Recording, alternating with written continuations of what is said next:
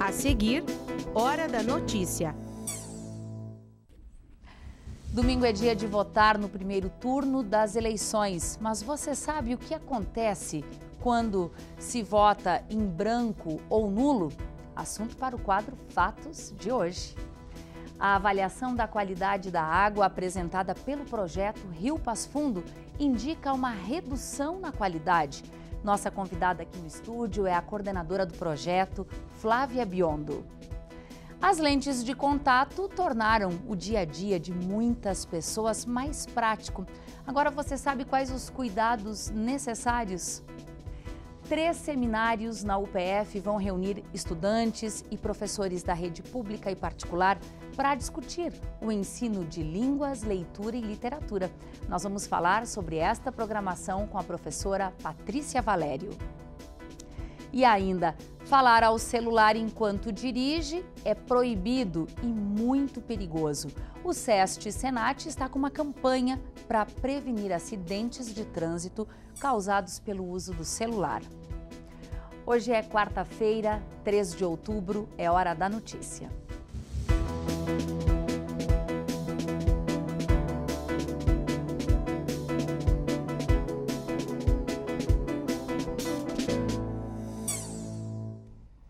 Você costuma atender o celular enquanto dirige?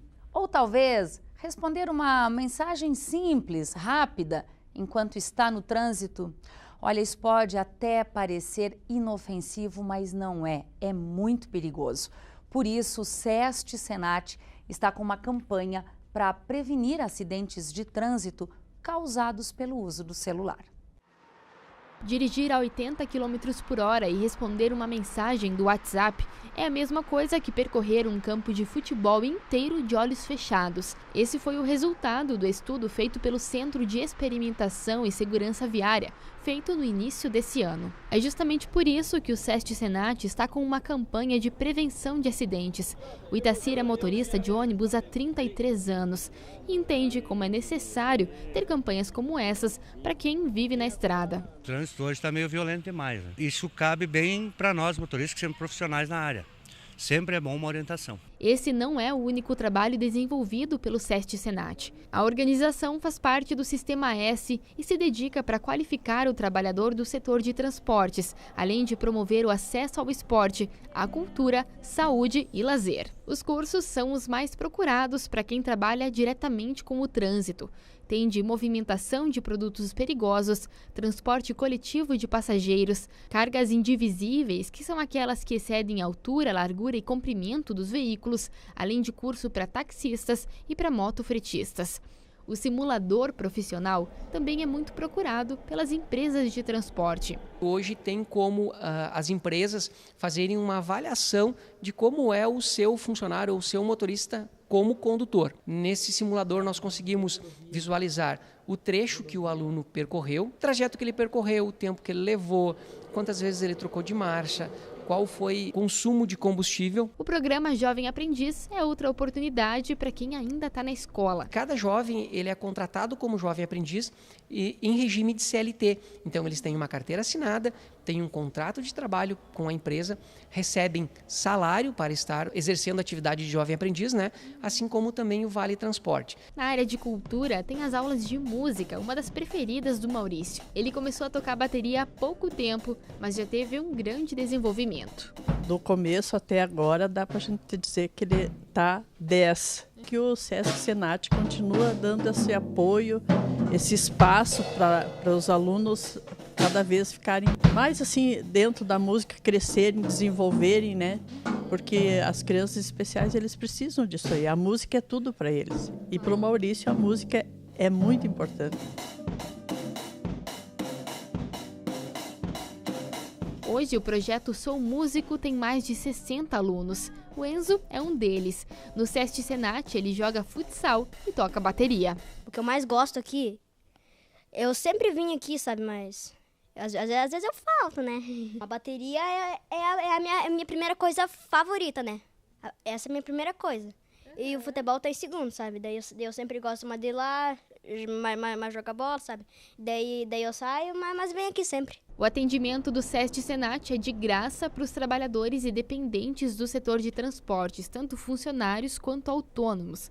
O serviço também está disponível para a comunidade geral, a preços acessíveis. São preços assim, R$20 a escola de esporte, a próprio projeto da música por mês, aonde que eles possam desenvolver, porque eles possam fazer alguma coisa no turno inverso escolar. Como a gente é uma empresa sem fins lucrativos, a gente tem que também dar esse retorno para a comunidade no geral. Na saúde, o SEST Senat oferece serviços de odontologia, psicologia, nutrição e fisioterapia.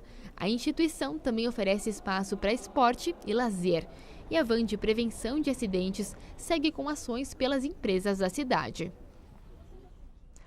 A partir de hoje, o desvio de trânsito da Avenida Brasil, que no momento é direcionado para a Avenida Rui Barbosa, no bairro Petrópolis, será ampliado para a Rua Moron, que vai passar a ter sentido duplo. Bom, a orientação é de que os motoristas tenham muita atenção. Os agentes de trânsito estão no local para orientar motoristas e pedestres. Diferentemente do que aponta o plano de bacia do Rio Passo Fundo, que indicou em 2012 classe 2 para o Rio Passo Fundo, no que se refere à qualidade do rio, agora, segundo análise apresentada de avaliação de qualidade pelo projeto do Rio Passo Fundo, a classe indicada é a 4. O que isso significa é o que nós vamos saber a partir de agora com a coordenadora do projeto, professora aqui da UPF, Flávia Biondo. Professora, seja muito bem-vinda. A gente quer começar entendendo o que é de fato esse projeto chamado Rio Passo Fundo. Olá. O projeto Rio Passo Fundo vem sendo desenvolvido desde 2017. É uma parceria entre os museus, Museu de Artes Visuais, o Museu Ruth Schneider, o Histórico Regional e o Museu Zoobotânico e o Comitê da Bacia Hidrográfica do Rio Passo Fundo. Nós vemos desenvolvendo expedições, pesquisas, análises, interação com a comunidade em toda a bacia hidrográfica. Quais as análises que foram feitas durante esse período, desde o início do projeto, e quais os resultados? Bom, e todo esse trabalho tem sido patrocinado pela Caixa Econômica Federal e, em especial, agora a gente divulgou as análises da qualidade da água feita através do projeto. Foram analisados 28 pontos, que, consequentemente, não são os pontos específicos que foram analisados durante o plano da bacia, Nós determinamos alguns pontos que são normalmente afluentes do Rio Passo Fundo, então foram coletados próximos às nascentes, próximos às cidades, tanto na área rural quanto na área urbana, em 9 municípios dos quais nós fizemos as expedições. Bom, há uma diferença na classificação. Em 2012, a indicação era de classe 2, hoje essa indicação feita em todos esses pontos indica classe 4. Como é que a gente pode entender essa divergência, ou a gente pode assumir esse resultado de classe 4 como possivelmente um resultado que exprima a realidade de todo o curso do rio? Exato. A classe 4 indica somente o uso para navegabilidade e o máximo assim de paisagem, de análise da paisagem. Então nós temos restrição inclusive no próprio uso de abastecimento das comunidades. É claro, ele é indicado até classe 3 para abastecimento, então é preciso ter um cuidado nessa relação. É claro que nós trabalhamos com pontos específicos e uma única coleta. Então, o que o projeto também indica é que haja um estudo mais detalhado, mais contínuo, porque os momentos que são coletados são específicos. Muita coisa está influenciando naquela situação. Então, é necessário se fazer um detalhamento maior, ter mais análise em mais tempos, em vários momentos, inclusive, assim, do ano, para saber o que acontece em cada situação. É provável que de 2012 para cá a qualidade da água do Rio Passo Fundo tenha de fato diminuído? Como nós não coletamos especificamente nos pontos que o plano da bacia coletou, é difícil a gente responder essa pergunta. Só que da cabeceira à foz, né, por onde todos os municípios que a gente passou, nós encontramos o mesmo resultado, que foi, né, sempre de ruim a muito ruim. Muito ruim. Quais são os pontos mais críticos destes que vocês passaram? Eu vou te falar dos pontos melhores, porque é difícil falar dos pontos mais críticos, são muitos? porque a maioria são críticos. Então, assim, a gente encontrou pontos melhores ao redor do Parque Municipal de Sagres, em Pontão, e no nosso Arroio Miranda, antes de entrar na cidade, antes de passar pela cidade. Então, mas pontos bem específicos que, quando juntados e feito a média, né, de cada município, a média complica e fica muito ruim. Dá para se entender também que quanto mais próximo da população, mais poluído está o rio. Com certeza. E não só, né, pensando assim na cidade de Passo Fundo, é claro que nós concentramos mais aqui e o nosso rio está em pior condição. Mas nas cidades por onde os córregos e afluentes passaram, a gente fez a mesma análise e, consequentemente, obteve os mesmos resultados. Bom, professora Flávia, obrigada pelas informações. A gente quer seguir acompanhando e entendendo muito bem esse assunto e estes resultados. Obrigada e vamos bom trabalho. Especificar mais, com mais detalhes, nas próximas análises desses mesmos dados. Que bom. Obrigada, professora. Bom trabalho. Obrigada.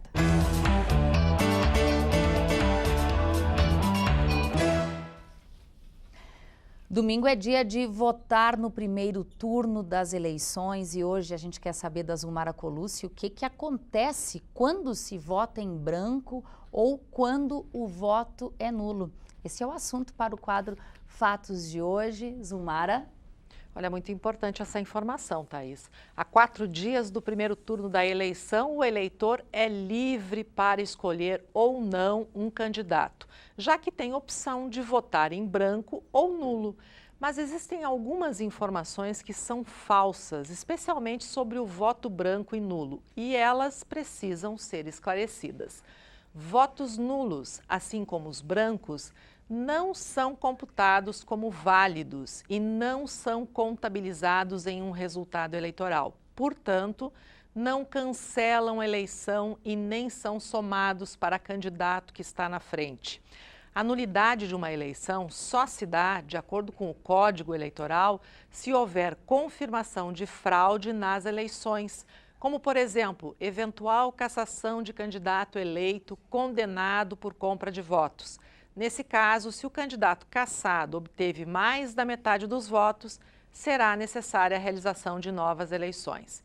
E como o eleitor anula ou vota em branco?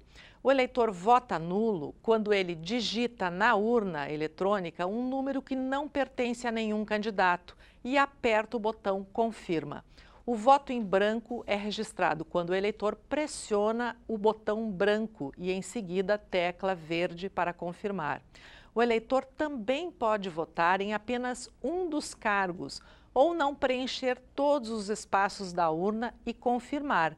Nessas situações, o voto confirmado com o número certo, mesmo que apenas um cargo, ele é validado. Por fim, sobre abstenções, seja ela o índice que for, não provoca a realização de uma nova eleição. Nesses casos, os eleitores que não compareceram para votar apenas perdem a oportunidade de escolher seus representantes e manifestam o seu descontentamento. No domingo, os eleitores brasileiros votarão em 6 candidatos. A primeira opção na urna será para deputado federal, segunda, de deputado estadual ou distrital, terceira, senador 1, senador 2, porque neste ano a gente vota em 2 candidatos a senador. Depois, governador e, por último, presidente da República. Obrigada, Zulmara, pelas informações. Até amanhã. Obrigada. Bom, no próximo bloco, os cuidados com o uso de lentes de contato para evitar riscos aos olhos. Nós já voltamos.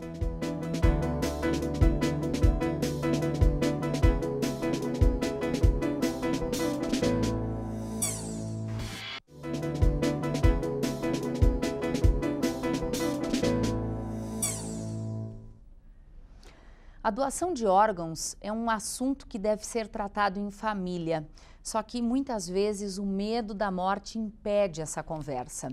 Bom, o resultado é o aumento de negativas das famílias no momento da doação de órgãos, que é quando a pessoa então tem confirmada a morte encefálica.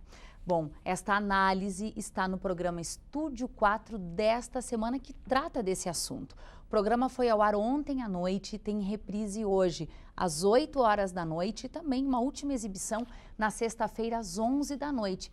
O programa também pode ser assistido no canal da UPF TV no YouTube. Dá só uma olhadinha num trecho do Estúdio 4. E o que a gente ressalta que é importante, que a gente não conversa em casa sobre isso. É uma das coisas que a gente deveria abordar, tipo, gente, vamos, não vamos, porque quando chega nesse momento de angústia, é um sofrimento. Sim. Né? E um sofrimento definir... Um sofrimento ainda maior por ter que definir naquele momento. Ter que definir naquele momento, né? Que já não é um momento fácil. O índice de negativa, ele tem aumentado? Tem aumentado. Em relação ao ano passado para esse ano, a gente aumentou em torno de 60% as nossas negativas familiares. Eu acho que a maior dificuldade ainda é o que a Karina falou, a negativa familiar. A gente não conversa sobre isso em casa, então o familiar não expõe o que ele quer, porque parece muito ruim falar sobre a morte, né? Então, dentro da nossa realidade, falar sobre morte é uma coisa que apavora muito. Além disso, eu acho que a maior dúvida dos familiares é: se o meu familiar está em coma, ele vai acordar? Né? Então, eu acho que aqui cabe a gente falar muito bem qual a diferença entre coma e morte encefálica. Bom, se o senhor tivesse que dar um recado aí para as pessoas que estão nos assistindo agora, qual é o recado que o senhor teria que dar? Seja doador de órgãos. Doar vai salvar vidas. Diga sim à doação, porque alguém disse sim e eu estou vivo hoje. Discutir o ensino da língua materna, da língua estrangeira, leitura e literatura, tanto para a educação básica quanto para a superior.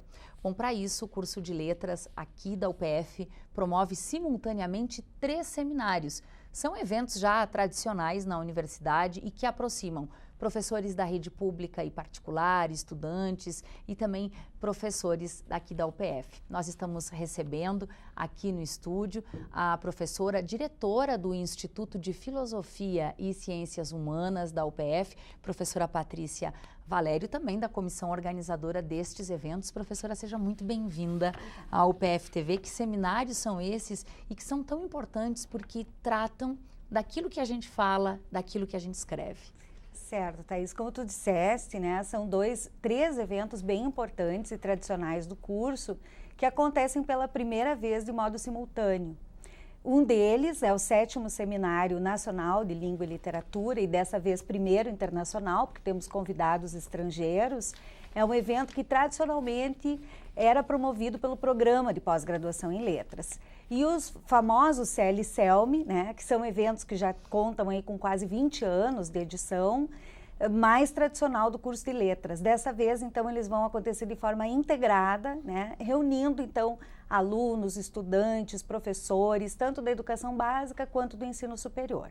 O que é importante se falar nesse momento no que se refere ao uso e ao ensino da língua materna? O que tem de novo aí para se dizer? Acho que nós estamos vivendo um momento muito próspero, né, para discutir língua materna, né? Nós estamos aí com uma base nacional comum curricular, bastante desafiadora, ainda não aprovada do ensino médio. Então, pesquisadores importantes da área discutirão temas que certamente vão contribuir para ajudar os professores lá na sala de aula, na educação básica e também no ensino superior, os que preparam professores a pensar melhor nesse ensino de língua para esses novos tempos, né, que são bem desafiadores. Esses novos tempos incluem também redes sociais, professora? Como é que se pode relacionar esses assuntos? Não, certamente, estamos vivendo um período de muita polêmica, né? Inclusive um dos autores é autor de uma obra bastante polêmica, que é este Diário de Cadeia. Eu vou aproveitar para pegar o livro aqui. É um Diário de Cadeia do Eduardo Cunha. Na verdade, o autor sofreu, inclusive, alguns problemas judiciais, né? Porque, obviamente, é um pseudônimo, né? Que ele usa sem autorização do político, né? No momento. Mas não teve maiores problemas, porque a obra está à disposição para leitura, e é uma obra interessantíssima, né, para a gente pensar nesses problemas da atualidade e como isso repercute através da língua, né, Bom, e também da literatura. Esta obra sendo discutida aqui entre as várias atividades programadas. Bom, professora, o que mais esta programação dos seminários vai contemplar? O que mais que você pode destacar para a gente? Nós estamos felizes com a inscrição de mais de 230 trabalhos de participantes de todo o Brasil, pesquisadores de língua, de literatura, de língua estrangeira, que vão estar aqui discutindo suas pesquisas com todos os interessados, não apenas professores, mas a comunidade em geral, né? Que tiver interesse em discutir e aprofundar essas questões, sinta-se convidada, as inscrições ainda têm algumas vagas. Bom, é só entrar no portal da universidade e aí é bem fácil de localizar as informações sobre o evento. Isso, ou na página do curso de letras, né? E do programa de pós-graduação em letras, UPF/PPGL. Qualquer coisa você pode entrar também no upf.br e aí você consegue as informações. Professora, muito obrigada. Sucesso com estes seminários. Nós que agradecemos. Obrigada. Bom, os estudantes da UPF que fazem parte do programa emergencial de créditos e também do plano de apoio estudantil devem fazer o aditamento referente ao segundo semestre de 2018 até o dia 31 de outubro. Os documentos estão disponíveis na intranet e devem ser entregues na Central de Atendimento ao Aluno ou nas secretarias dos campi. Outras informações pelo telefone 33 16 7000. Bom, até amanhã de hoje, em Passo Fundo, choveu 62 milímetros. A média do mês de chuva é de 153. E olha, essa chuva deve continuar até amanhã e a temperatura pode cair um pouco mais hoje à noite. Veja então a previsão para os próximos dias.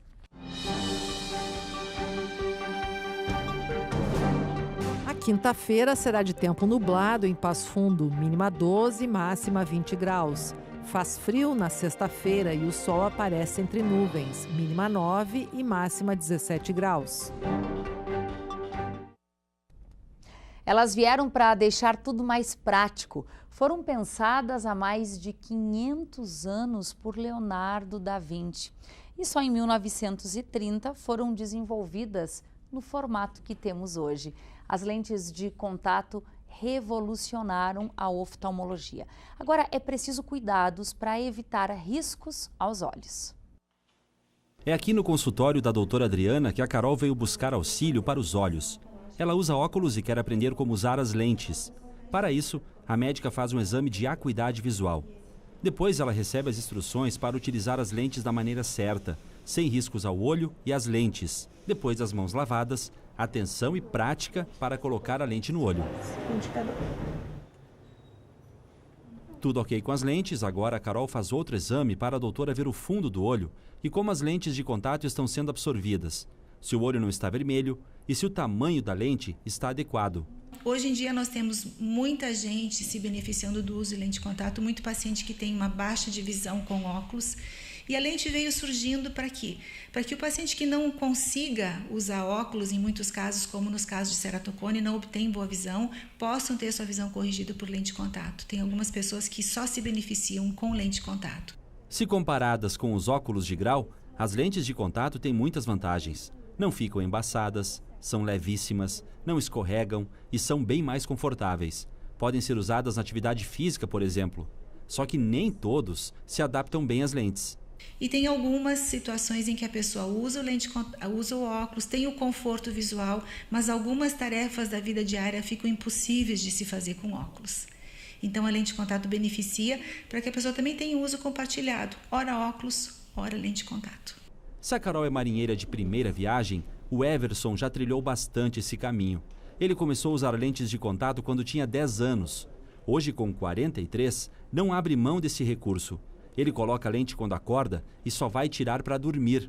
Ele tem os dois tipos, a rígida e a gelatinosa. Tem a lente rígida, que fica em torno de 98% a visão, e a gelatinosa, que daí reduz bastante a visão, fica em torno de 85%.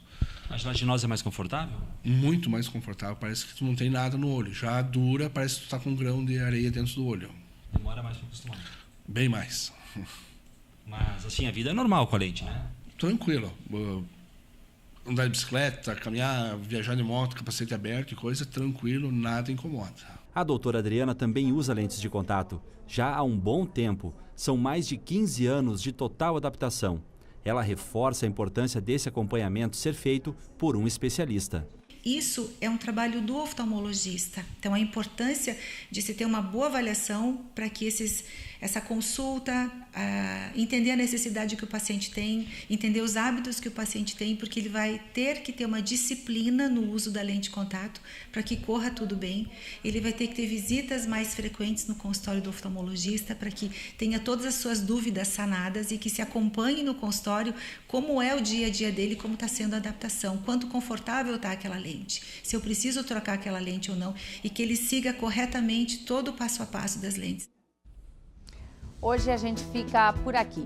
Aproveite para acompanhar o nosso conteúdo também pelas redes sociais. A gente volta amanhã ao vivo, ao 12h30, com novas informações. Até lá!